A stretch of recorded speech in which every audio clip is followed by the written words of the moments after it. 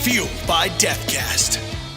Where did this want to create music and to perform come from? Has that always been inside you, or did that kind of coalesce as you were writing? Or I've always wanted to create things. My mom's a painter.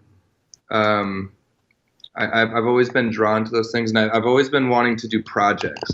Even when I was a little kid, I used to draw a lot and paint. And when I reflect back on that, I would never want to just make one thing. I always want to make a collection. I always want to make a book. I always want to make like these like grander things. And so now that I look back on that, I had this home video when I was a little kid, one of the only ones I have.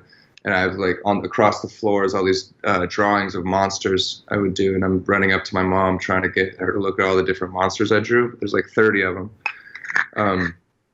And when I see that now, I'm like, it's kind of still what I'm doing, like as an adult.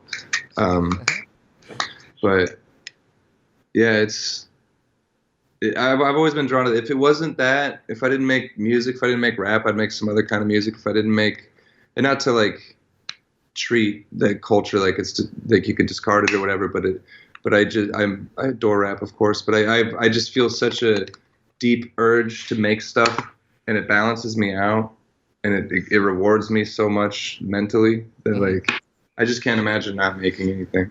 yeah, well, I mean, and I think that's the sign of someone who really needs to. You need to create. It's something that it's this need in your heart, and I think that's awesome.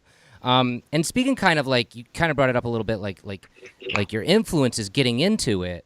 I know that you are a fan of, stream of consciousness poetry and that kind of thing, like Virginia Woolf and these things. But on the music side of it, did you gravitate more towards the rap, genre in the beginning? Yeah, when I first got into music in general, I wasn't into music as a kid until I heard rap, and then I was obsessed, and I just kind of I treated it very obsessively, and I kind of studied it. I would walk to the closest stores that had a rap section, and I would just kind of study it, or I would pester my brother. Hold on one second. My brother's 10 years older than me, and so he kind of put me on to everything. I remember the first time I heard Bone Thugs, or the first time I heard the Loonies, or things like this, and how excited I got. And so I would just ask him, what's this? Can I listen to this? Can I listen to 8-Ball and MJG? Back in the fucking CD days, you had to find a way to get access to this music to even know it exists. Now you could find everything. It's like, oh, you're curious about black metal? Type it in.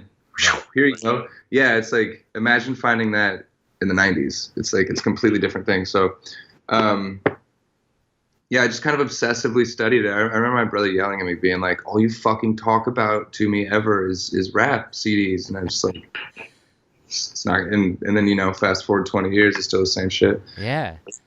For me, not for him. He grew up. I didn't. Good. Growing up's overrated. Yeah, I didn't grow up at all.